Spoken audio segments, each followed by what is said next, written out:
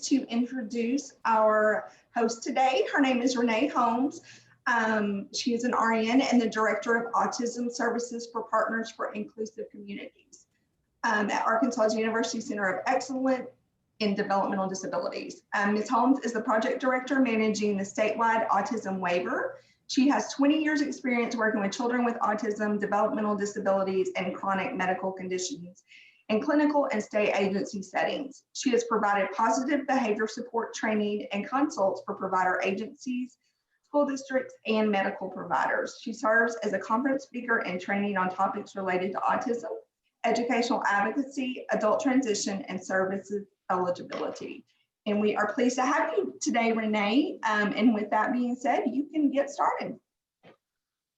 Thank you. We talked about doing some trainings last year with Centers for Exceptional Families, and we kind of were going through the list of things that we might talk about, and positive behavior supports came up. And this is one of those things that I've looked back at our life at our house. I've got a almost 18-year-olds with autism and some other chronic medical conditions. And this is one of the things that I look back and say, man, if I had some of this when he was younger, how much easier it would have made working through some behaviors and working through difficulties as he's gotten older. Because it has made such a big impact. Just having some of the knowledge and having some of the background with positive behavior supports. Today is just going to be a really broad overview of what positive behavior supports looks at, what the goals are with PBS, and that's kind of what they refer to it as PBS trainings and plans. So families will have the language when they're talking about positive behavior supports, and they'll know some of the words, they'll know some of the data collection that's important, and why that's important. It's some of the things that we'll hear from families that they're working on a plan, but it doesn't seem to be going really fast. Well, some of that's really important that it doesn't go super fast, because some of that data collection is the biggest pieces that need to be done prior to moving on in the plan. And so the goals of positive behavior supports, we want all individuals, including those with disabilities, to enjoy their life, to be as independent as possible, to live, play, and work in typical environments, and to overcome problem behaviors. And what we have that in quotations mainly is because what problem behaviors that we may see as a parent, or we may see as someone who is supporting an individual with a disability, may not be a problem to them. And so with the way you look at things and the way that you look at those behaviors, that it becomes very important with PBS. And that we want to make sure everybody knows that behavior is communication. As we work with individuals that may not have effective verbal communication, sometimes their behavior is how they communicate every day. My behavior is how I communicate every day in some situations. You can look and know that I'm not real happy to be there, or you can tell by the way somebody walks into a room and puts their bag down and sits down, that's all kinds of communication, that none of which is verbal. But we want to make sure as you're looking at some of these problem behaviors, that you kind of look farther than just the behavior itself and what it's actually trying to help the individual with. Is it something they're trying to escape, that they don't want to do this, that because maybe some work is hard or very long, the social demands, you're supposed to sit in one spot in church for an hour and not move and not talk, that's hard. They might need just to get up and move. They may not be able to tolerate being in a certain place or with a certain person. Maybe there's somebody that just rubs them the wrong way every time they're together. Maybe they need attention from a parent, from a teacher, from a peer, from siblings, from anybody that'll listen, anybody that'll give them some attention. Maybe they want something like a toy or an object or a food or a certain activity, or being able to do something particular that it's their favorite thing, or they want or don't want the way something feels. One of the things that we talk with families a lot are kids who refuse to wear clothes. That was us too. And it wasn't so much we refused to wear the clothes, we just wouldn't wear them if they were hot or cold or scratchy or stiff or had weird elastic or had a tag. So once you could work around all those things, clothes weren't so bad. Or they need something to help calm them down, or there's something going around them that's bothersome, that's freaking them out. They just don't know what else to do. Or it's a habit. I bite my nails. My boss can't stand it. And so that's my behavior that I'm pretty sure we get addressed every day.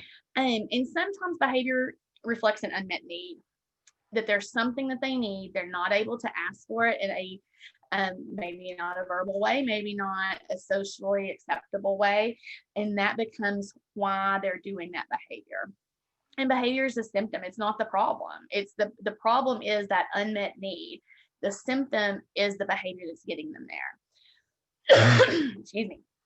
And so to understand that problem, we need to look at all the things that are happening that lead up to the behavior. What's happening that you may not even notice. It may not be something that we typically even hear or see or smell or know that's going on that may be leading up to the behavior. And then how to resolve the problem. What do we need to do to work on the things that happen way before the behavior does that stops that behavior from happening? What can we do on our end as a parent, as a support person for this individual that will negate that behavior to ever needing to be happening?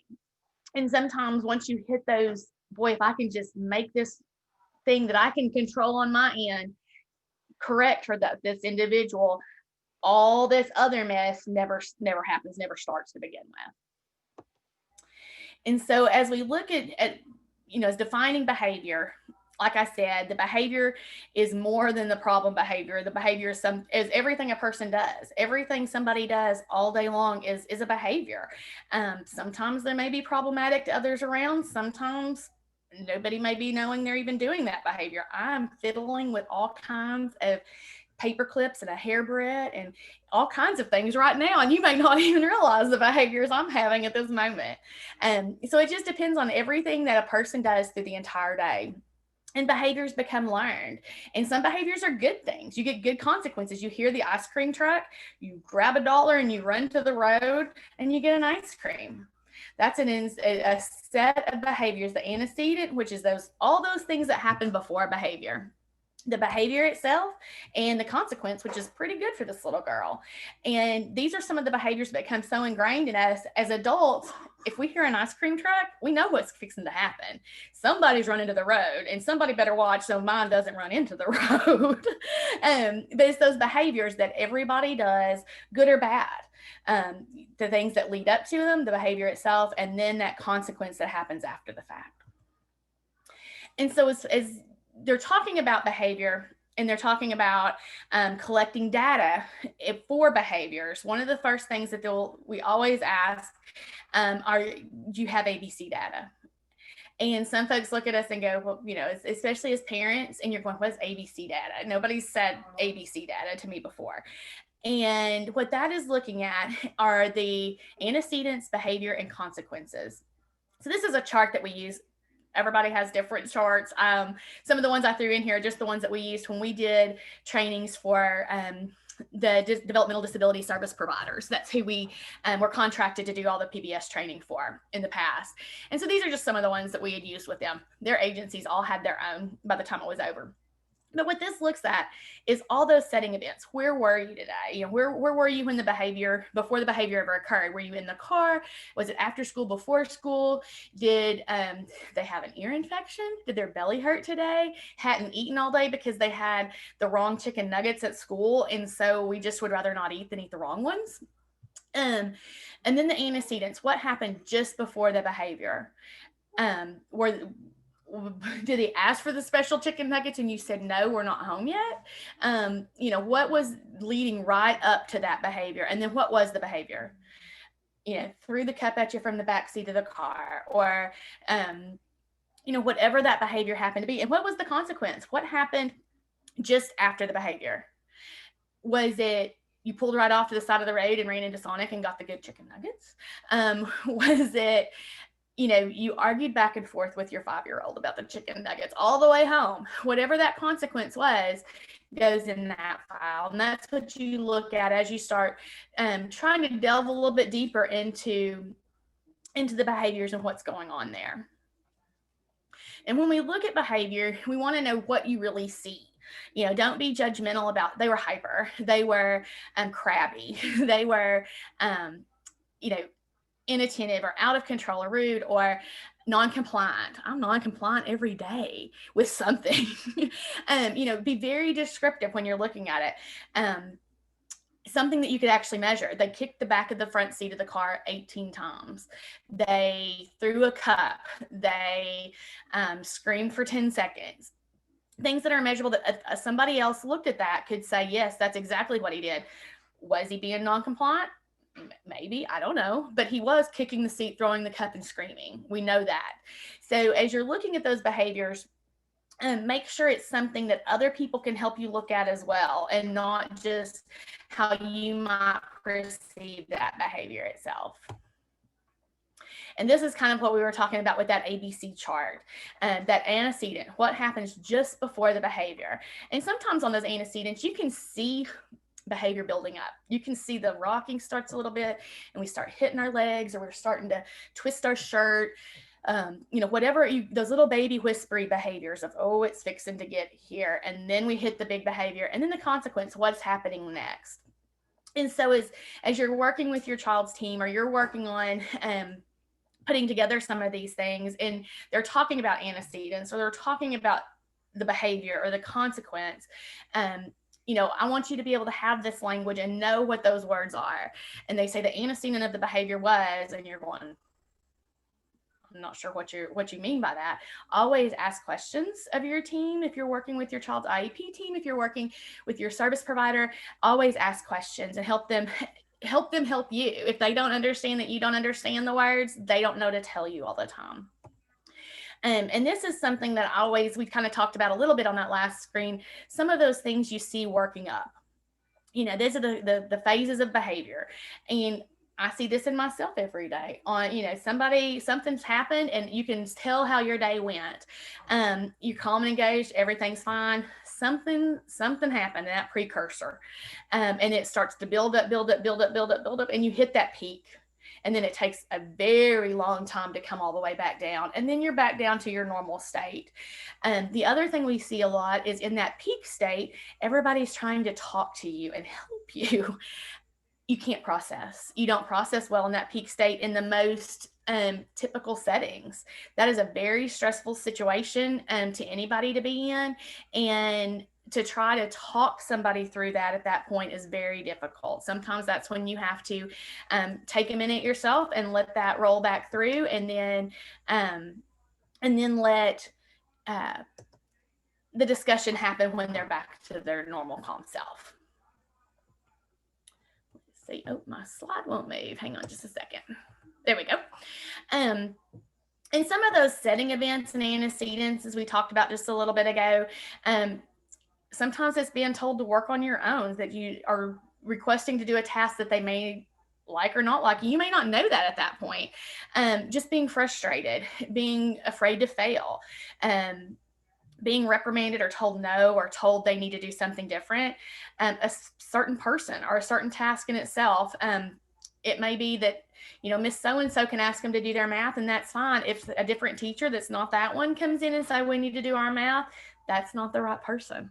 And that can be a setting event, or a substitute teacher who may be the sweetest substitute teacher in the whole entire world, but it's a different teacher that day. A transition. Transitions are hard. And along with that is ending an interaction. If something's going well and you have to say, okay, quit talking to your friends and let's do our math, that can sometimes just having to stop what you're doing. Being told no. Sometimes just the word no itself can be such a deterrent that you have to start thinking of other language that gets you to the same point as no, but it's not no. And being interrupted during a good activity. They're doing something they love, and you say, okay, no, it's time to go do the next thing. Schedule routines and changes, being told they have to wait. Being teased or being afraid they're going to be teased. And then any kind of victim of aggression can have that sets up trauma, and being a victim of any kind of aggression always sits in the background. And you may not even know this about the individual you're working with, but there may be history that doesn't take anything we can see to move into a behavior just because that history is there and it's easily triggered. And you may not know that until you learn more about them, until you learn a little more about their history. In some of these things that happen after the behavior that you might think of as a consequence. And it's exactly what happens right after the behavior, not necessarily what you might think is in typical language as consequence, but it's just exactly what happens following. You throw the chair hits the ground. It makes a huge loud noise. And it needs to be something that everybody, those things that you can see. You throw the chair hits the ground. It makes a loud noise. Just explain what it is. And it may be the response. The chair hits the ground, everybody jumps up and runs into the room. As you're writing those consequences, be very descriptive, just like you're being very descriptive in the behaviors. And then all this data collection that we've talked about with collecting some of that data of what you're seeing is very, very important. And what we'll look at the data, and there's various ways to collect data, and folks have their favorites. Folks have things that they use for particular situations, particular children, particular settings. Nobody's data collection will look like, it's not just a here's your data collection list and you do all these and we move to the next step. It's all different. And when you start collecting data, you may learn you need additional data, or you may learn I don't need this other form because we've got a lot right here. So it varies and it changes. It's very fluid. But it helps you understand if and when and why certain behaviors occur and when certain behaviors don't occur. They never do this on the bus. Well, what's going on the bus? That's so much easier. Or what's going on in certain settings. And then it also lets you, as you work through the behavior plan, determine if it's working. Is this working or not? Is it working for a while and then it quits? Is it not working and all of a sudden starts? It's an ongoing piece of behavior supporting is collecting some of the data. And you need to have that data in order to understand if you are able to, if it's, like I said, if it's working or not. See, if somebody had a post in here, I was going to try to catch real quick. Oh, good. Okay. So they're saying they can't see, they don't have a microphone or a camera, but they're able to see. So I'm glad. If you have questions, feel free to throw that in the chat box. I'll try to watch it and move through those as we get them. So don't mind putting chats in at all. We'll work through those. Some of the types of data collection, like I said, lots of folks that do behavior supports have different ones that they like. They'll have their favorites. They have their favorites for certain situations. They have some that they do on every, just start with on lots of folks. So as you're working with your team, these are kind of things I just wanted to explain so you understood why they were looking at some of this data. Frequency data, interval data, duration data, and anecdotal data. And so as they're talking with you as well, they may ask, how many times when he's not at school do these things happen? And they may be asking you for some of this information as well, because that's very important. So the frequency data they look at is how many. It is truly most of the time just sitting and counting as things go on. How many times did a behavior occur during a certain period of time? And that helps you get a baseline before things start. And there's different ways to do this collection. We have some folks that just truly sit and count and mark. We've got folks that I had one provider agency that had a lady that had a handful of paper clips in one, she had scrubs on, had a handful of paper clips in one pocket and an empty pocket in the other hand, and would just move a paper clip. And so the individual and the other students in the classroom had no idea what she was doing. She was fiddling like I'm fiddling with, fidgets in my hand, but she was counting. And sometimes as you're looking at this, just the sheer number or the number over certain periods of time that you watch become very important. And so having that data to begin with and having that data as you move through is really helpful, because you see, a child that's biting himself 30 times in an hour, and then you work through some of the behavior plan, and then you're seeing 15 times an hour, and somebody may come in and go, hey, and he bit himself 15 times this hour, and you're going, but it's getting better. You're showing improvement, or you're showing it's not getting better. And what do we need to do to address that? And then the interval data And this if it happened or not. And what you'll see on interval data are little time frames of, may say 8 to 9 o'clock, 9 to 10 o'clock, 10 to 11 o'clock. And if it happened, yes. If it didn't happen, no. And that gives you a much bigger picture of it happens only in the morning, or it happens only in the afternoon, or it happens all day long. That can kind of help you break out when you're seeing it, when you're not. You only see it in math class and in English and on the school bus, but you don't see it in art and PE and lunch. Sounds like my favorite classes when I was a kid. And so it kind of gives you more of a broad overview picture. And then your duration data of how long did it last. And these are used a lot of times when you have behaviors that can go on for a very long time, or behaviors that happen in short bits frequently. It's helpful, and we do see it happen a lot, especially with behaviors like screaming, or when people are trying to describe the length of a meltdown that they may have showing in a child, and it's describing, kicked for this long and screamed for this long.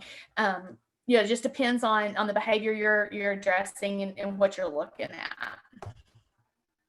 And then the anecdotal data. This is we see this a lot in incident reports. Families will give us, you'll say, well, what's going on at school? And they'll give you a stack of papers. And they're either written up things or incident reports that the school's given to them. And sometimes it'll have ABC data. Sometimes it's just this is what happened. He's suspended for 3 days.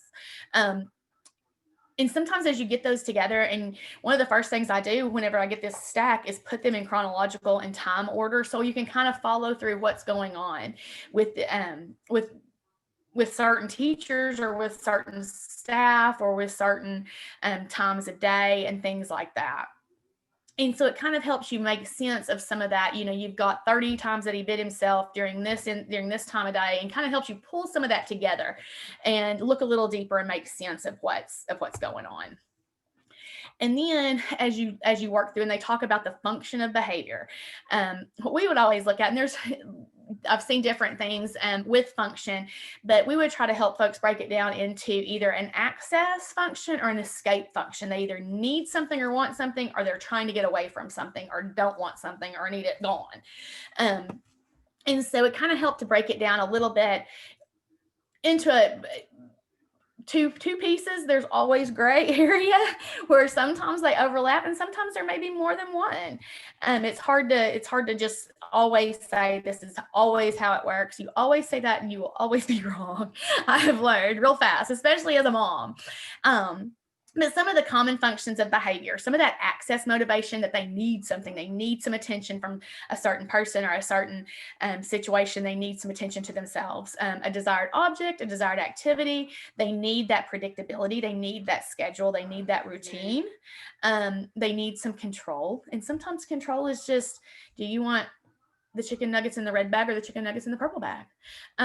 Let them choose, make some choice. And then sometimes they need some of that stimulation of sensory input, or that also we'll see people that need out of that stimulation of sensory input, and those escape motivations that sometimes they need out of something.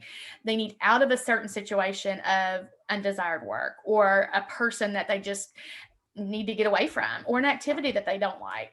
And sometimes it is that stimulation that they need to escape from. Hang on just a second. We've got an access issue over here.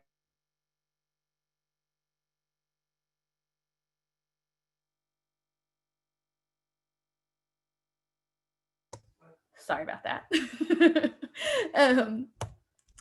And then as you figure out the function, sometimes it's a little bit deeper than what you understand when you just look at the picture from the outside. And so this is kind of a little story of a teenager. Well, we'll give you that he is a teenager. So one tosses his history book out on the window ledges, uses bad language, and refuses to get started. The teacher sends him to the principal. And so what you see is you're sitting in here collecting this data. The one that threw his book out the window, said curse words, and then wasn't going to do anything. And so the teacher said, go to the principal. And so as you look at this initially, without any other history on one other than he's a teenager, what's his motivation? To get out of class, to get attention, or to look cool? And then we you learn just a little bit more about one. And so what we learn a little bit more about Juan is Juan's 16, but he reads at a second grade level. He's embarrassed when he's asked to read out loud, and to save face, he would rather throw his book out the window and refuse to do it, so he gets sent to the principal. And so, which is more painful, to get detention or suspension, or to be embarrassed in front of your peers? So knowing that one bit of he's a teenager, and then you get a little bit of history on Juan, you start seeing that the behavior that other people might think is just being defiant or just being uncooperative or insubordinate, maybe he's that fear of embarrassment. And so that's one of the things we always talk with folks about, looking really deep at those behaviors and getting some more history. What do we know about this individual than just what's on that initial behavior piece? And so everybody in the team is important in the process. Parents are important. The team members on your child IEP team is important. If your child has waiver staffers or service providers, they're important. And because everybody, we need data from everyone. We need observations from everyone. And then some of that insight, as you're looking like at one story, without some of the insight and knowing the situation, you may be completely wrong on why he is doing some of the things he's doing. And so everybody comes together and everybody talks and puts all their input in, and then you come up with a hypothesis. And we all remember science fair projects in junior high, and your hypothesis was your educated guess. It doesn't mean you're going to be right 100% of the time. What you might come up with a hypothesis and you think it's a great one may be completely different by the time you're all done. But you start with these hypotheses and you try to figure out what the function of that behavior is, and then you can move on to helping that individual meet those needs with a different behavior that is more socially acceptable, for a lack of anything better to call that. So in those brainstorming sessions, we would work with provider agencies, and we would have these great big flip charts, and people were writing notes down and trying to keep up, and everybody's throwing information at us as we're trying to help work through these things, because there are a lot of people involved. But it should be as many family members as staff members, and the consumer when possible. The individual you're working with needs to have some input. They may be able to tell you things that you were like, well, heck, I didn't realize you were so embarrassed in front of your friends. Let's work on something so you're not in that type of situation. What can we do to help that? And then start with that educated guess. What do we think is going on? And then come up with ideas of preventing or reducing the problem. As we talked about earlier on, if there's those things that can happen way over here before the behavior ever gets to the really top piece, that we can help intervene with as parents and support people, that is such a big piece in improving that quality of life, so you're not having those behaviors that interfere with lots of things. And then as you get through those ideas, even the ones that sound completely off the wall, write down, because you may find those are the most helpful. And thinking outside the box. It's okay to do something that maybe we've never done. That rule of that's just not how we do that has to kind of get thrown out sometimes. And so you can say, well, let's try it on this one. Let's see what happens. And sometimes you'll be really surprised that just because it's something you've never tried before doesn't mean that it's not going to work. It's just something you've never tried before.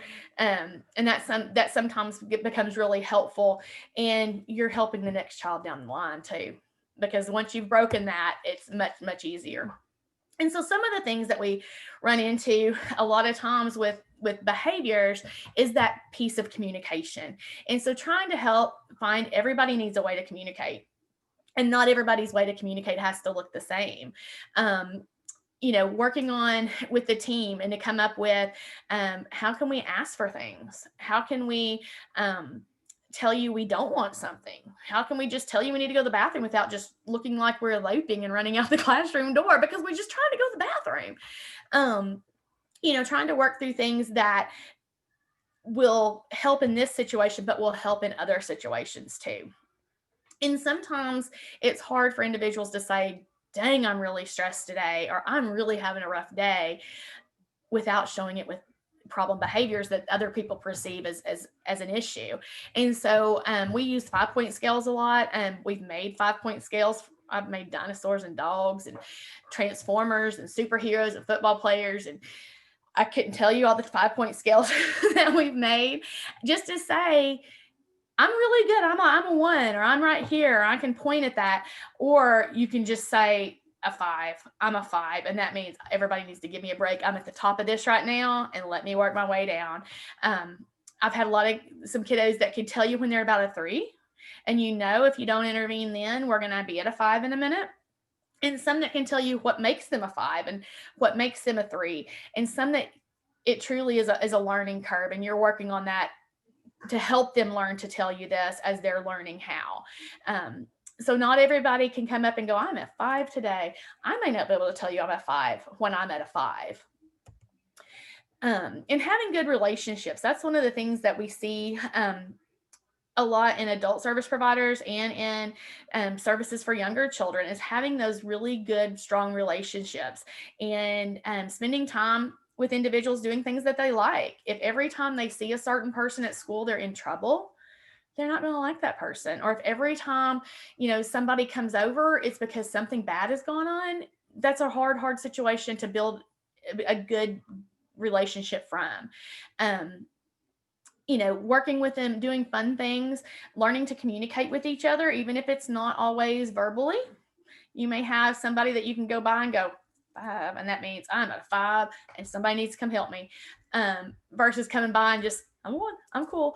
Some of those nonverbal things that may be helpful, and just to have a person there that is a supportive person that they have a very good relationship with, is helpful in all situations.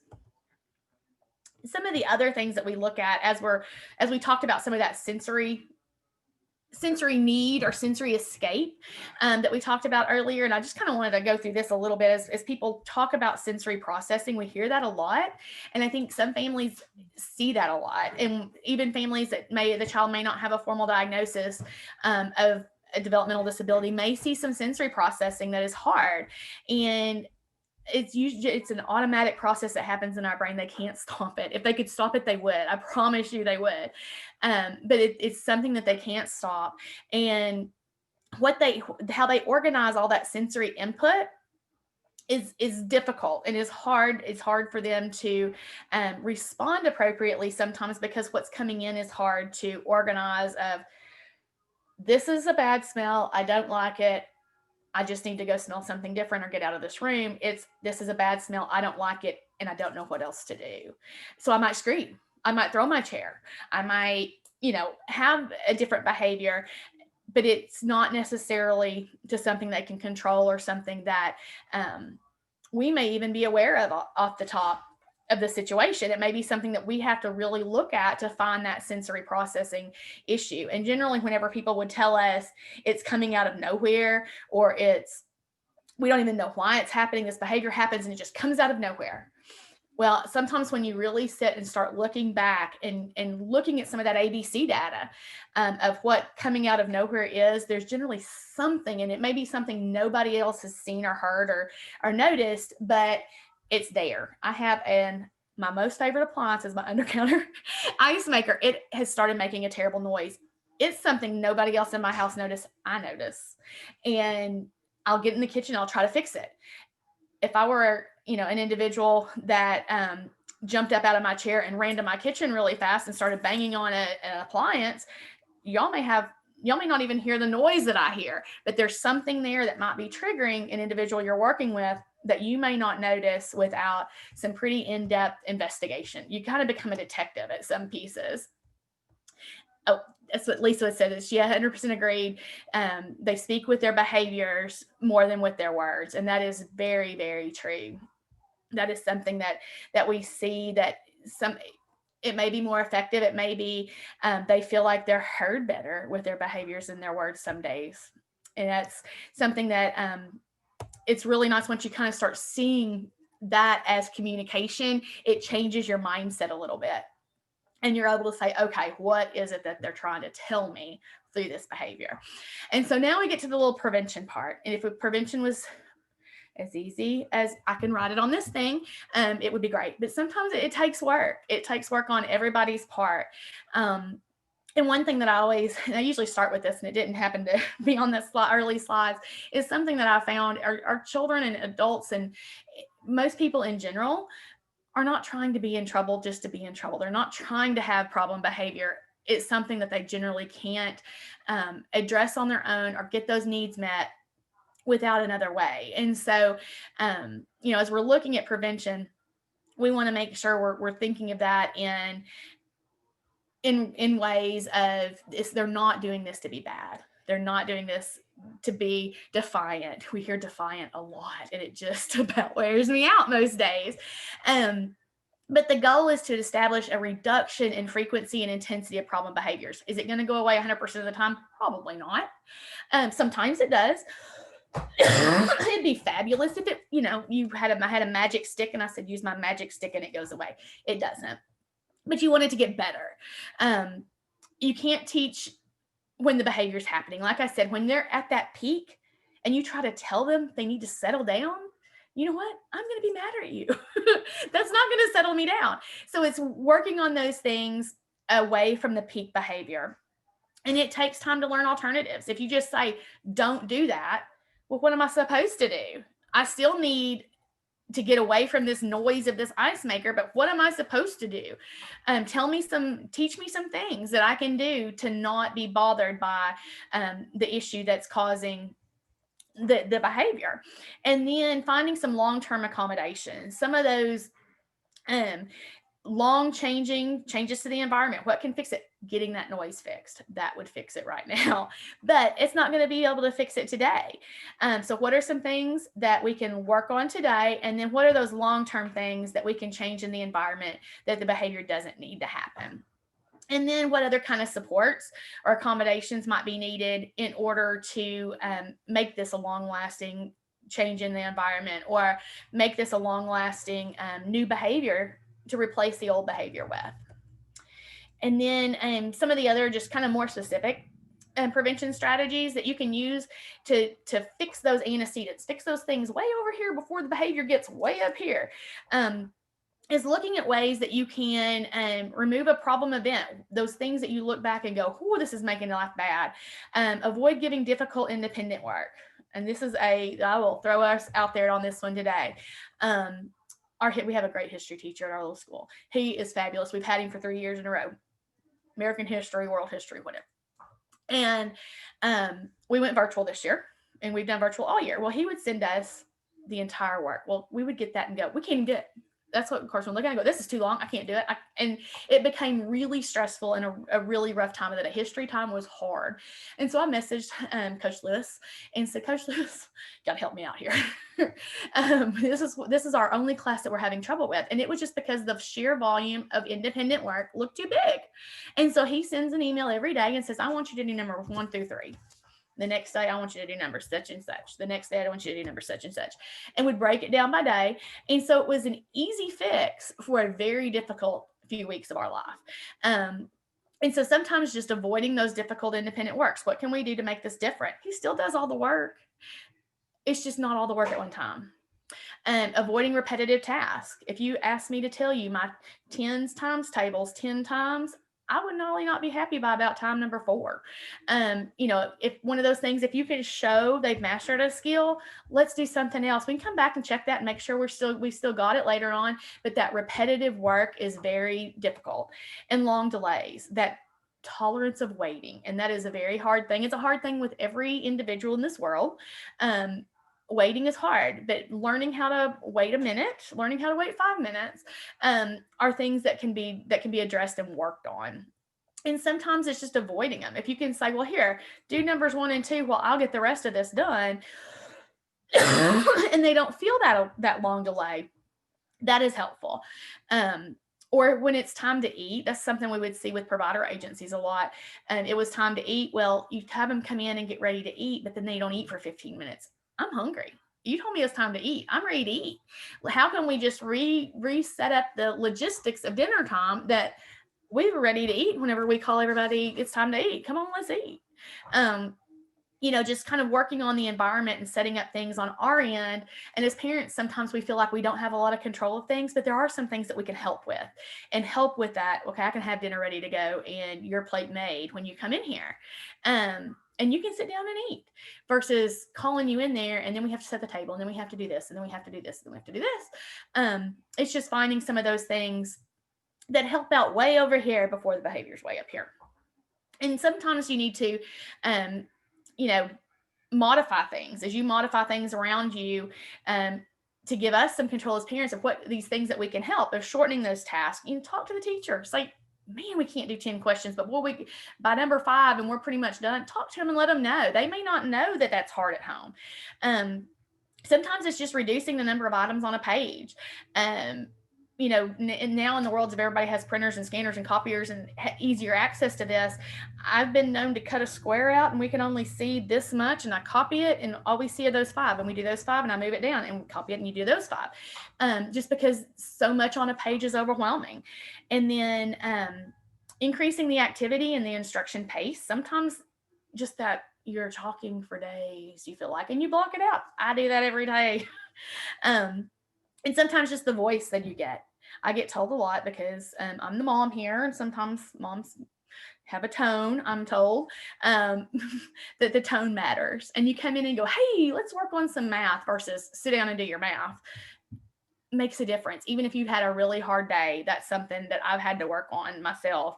To try to make that an easier transition or an easier change, just with my tone of voice. And then sometimes it's just if you give them a suggestion of, hey, let's work on our math and then we'll watch a movie, other than going, sit down and do your math. Sometimes giving them a little bit of control of, why don't you do, or you can do math and then you can do English, or you can do, just giving them some control rather than direction sometimes is helpful. You still get math done, you still get English done. I don't care which one you do first, as long as you get them both done. And that's one of those choosing your battle things as a parent, I think, some days. And then some of the other prevention strategies are alternate difficult things with easier fun things. We do lots of first and then. And, first do this, then you can play video games. That's generally our day. Get your homework done, then you can do video games. You can flip-flop easy with hard, or let's do these easier math problems, do these 2 harder ones, and let's do these easier ones. Finish it up something on a good note. And flip-flopping non-preferred with preferred. Schoolwork, video games. And then adding an event that get you somewhere. What I do lots of work because I get paid. And so sometimes if you can give something good at the end, or give them some choices. Do you want this notebook or that notebook? Do you want colored pencils or crayons? Do you want, give them some choice in things, and then just say, I need you to color this, or I need you to do this page. I don't care, if you want to use pencils, if you want to use a pen, if you want to, kind of choosing your battles on some of those sides. If you want to type it, that's fine.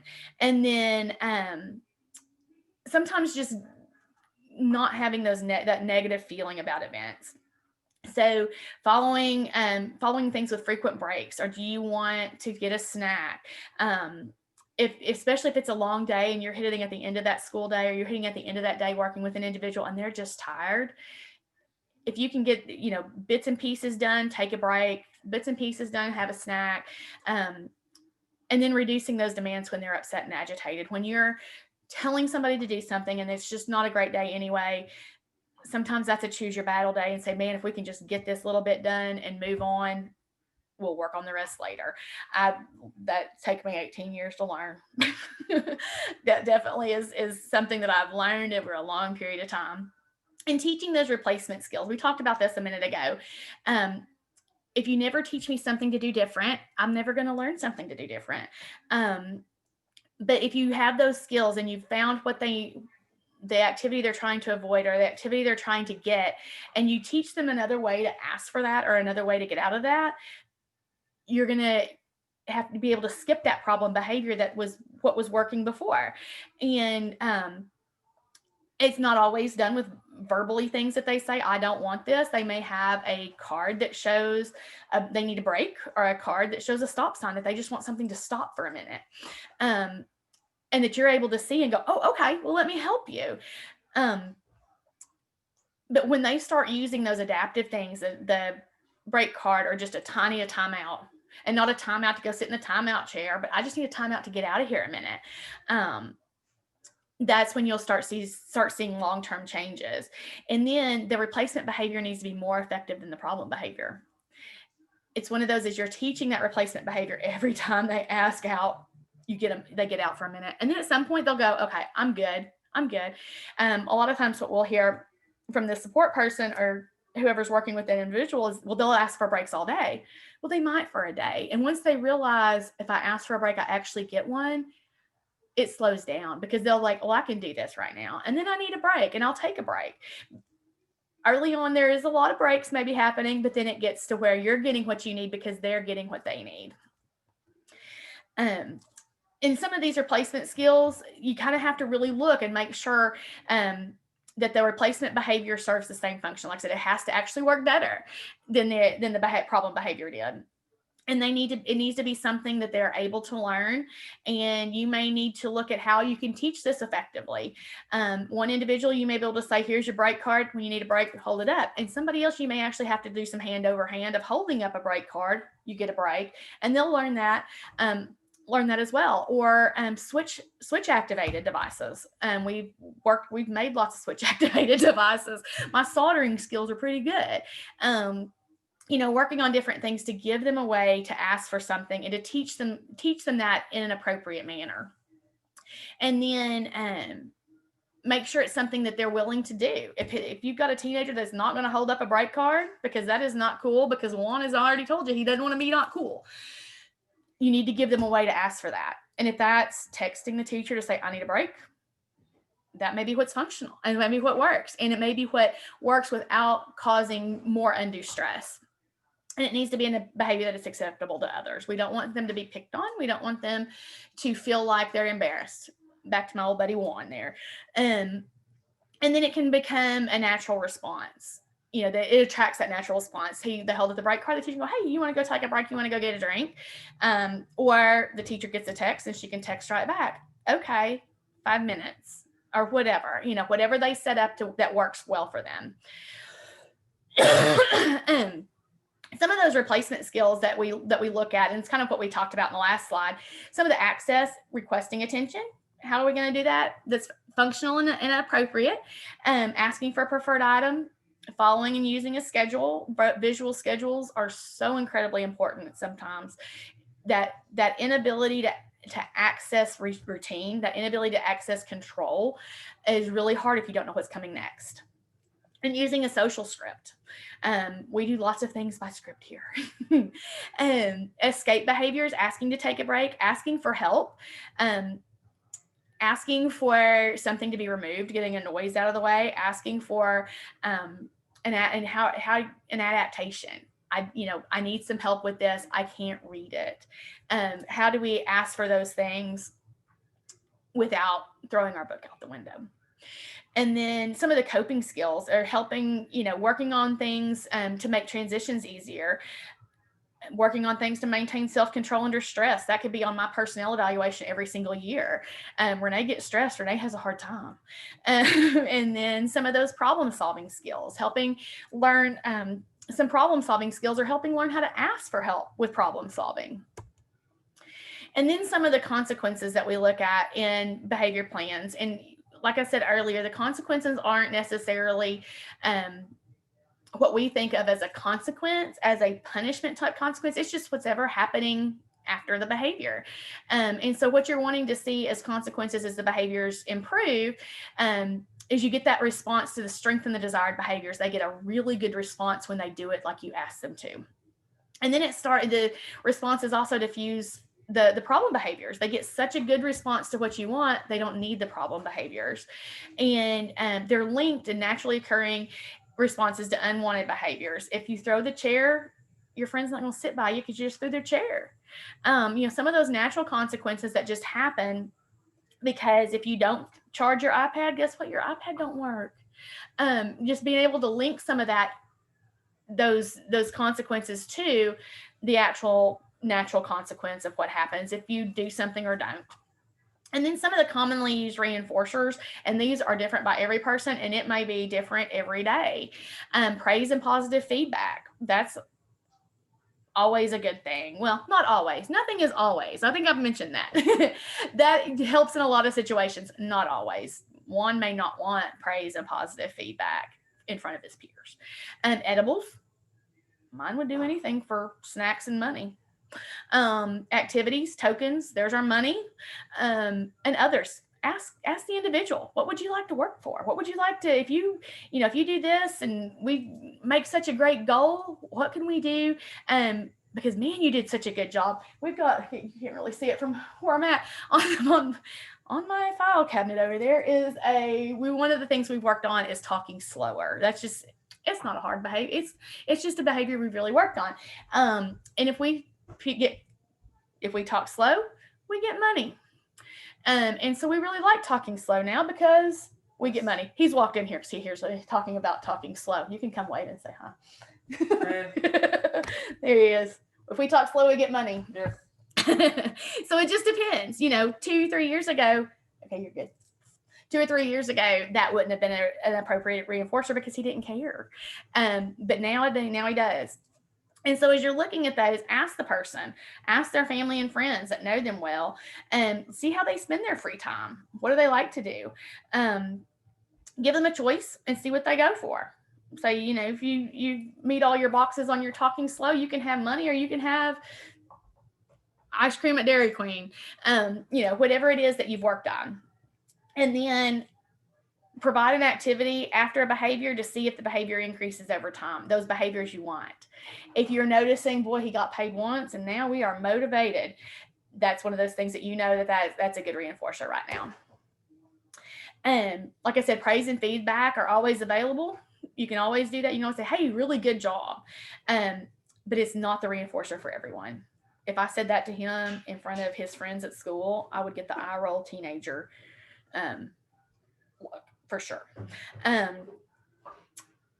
Everybody likes to be praised. It's not always the perfect thing in the situation. It's always not the perfect thing for everybody, but letting them know. I may not, if we're at school and he does something great, I may not say it till we get in the car and say, man, you did a really good job in there. But if I said that in front of his friends, I would be the uncool mom probably that day. And sometimes what people look at punishment, as they look at punishment, it is not what we think of as consequences necessarily in positive behavior supports. What somebody may see as a punishment, somebody else may see as awesome. And if you can, it's hard to see on this. This has been copied about 5,000 times, but it's a kiddo who's been told he has to write sentences, and it says, I will stop my obsessive compulsive behavior. And he's writing it 1,000,000 times. And his little thought bubble says, oh, I got, it just doesn't get any better than this. I was the kid who had to stand on the line because I talked all day at school. And so I'd stand on the line and those poor teachers had to listen to me on the line at recess. So I had a captive audience that I stood and talked to for an hour, 20, however long recess is.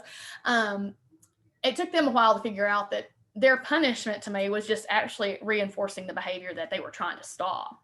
And so as you're looking at those things, what they look at is punishment. And some people have a hard time getting past the punishment piece because that's how we were raised. We were raised with punishment. Sometimes there were folks that said, if you would, make them miss their recess. Well, missing their recess means I got to talk to the teacher for 20 minutes straight. Some people feel like it's these old myths that it's effective. And sometimes it's reinforcing to the punisher. It gives them some power. You are going to miss your recess today. And I'm like, great. Sounds fine. See it too, Miss So-and-so. They're understanding that punishment is not leading to the behavior change that they want. And it's that human response to challenging behavior. They think they're protecting somebody. They're mad. They're upset. I've told her to stop talking 45 times and she's still talking. So she's going to miss her recess again today. Okay. As you're looking at that, what you're punishing may be just feeding the problem. And so as you look at these problems with punishment, we've talked about most of these, it doesn't eliminate the behavior. Sometimes it might suppress the behavior, but if you don't teach them something else to do, you're never going to get rid of it. It will come back. And sometimes it'll come back much worse. when punishments stop, the behavior will return, usually bigger, badder, louder than it had before. And it can inhibit behaviors that you're actually trying to, as you're trying to teach some of those other replacement behaviors, and then there's punishment being done, you may stop your replacement behaviors.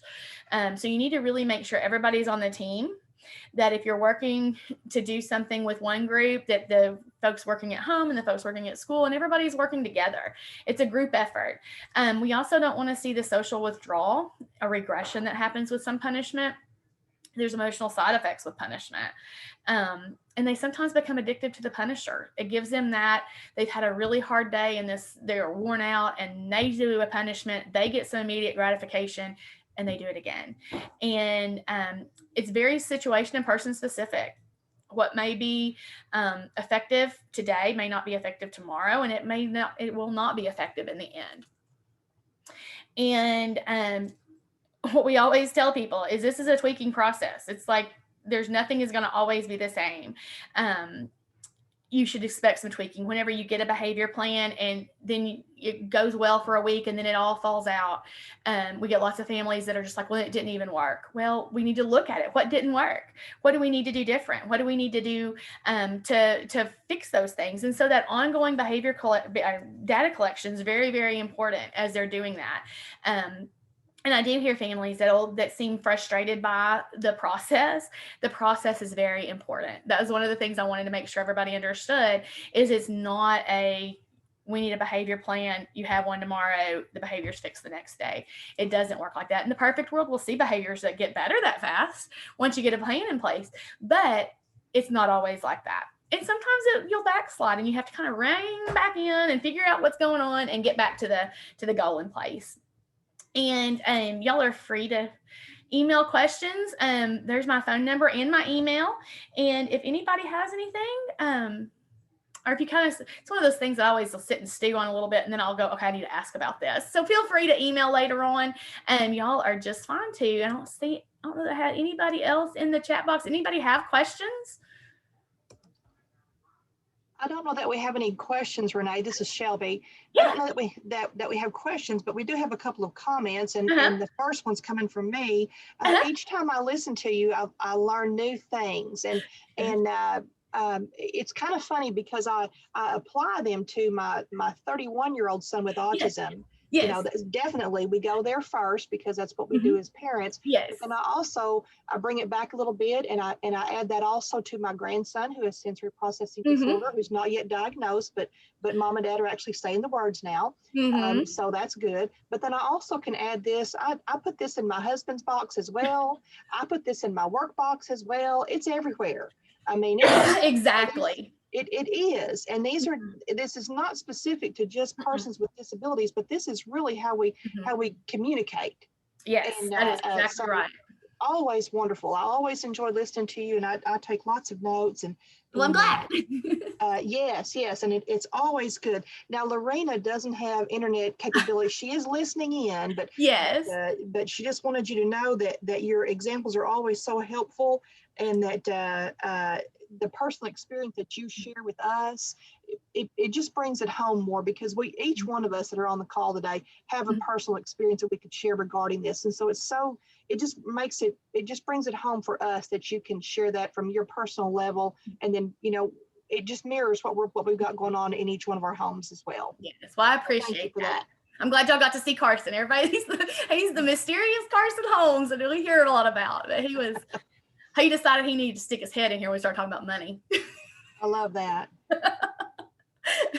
And we've got, if he was in here, I'd have to tell him, he's got several of your son's little magnets he's made. He loves them. Oh gosh, yeah. Jeremiah's obsessed by that as well. And he's obsessed with the idea of money, and he, it's a big deal for him too. Yeah. Especially when it's his money. Exactly. He makes me feel like a thief if I count his money or make change for him. He makes me feel I'm very like suspicious. Yeah, exactly. That's exactly it. Well, I sure appreciate y'all today. I'm glad it went well. I was a little bit apprehensive about this one because it's a lot of information, but I was like, man, if I had this when we were little, right, how much helpful it would have been. Yes. It avoided a lot of fights, I'm sure. Yes. Well, if y'all have any questions, please feel free to email. And I'm actually on my fixing to run to Little Rock this afternoon, but if you email something this afternoon, I will get back with you this evening. Okay, that sounds fantastic. And thank you again, Renee. Always no wonderful. Thank Always. you. Well, I appreciate y'all.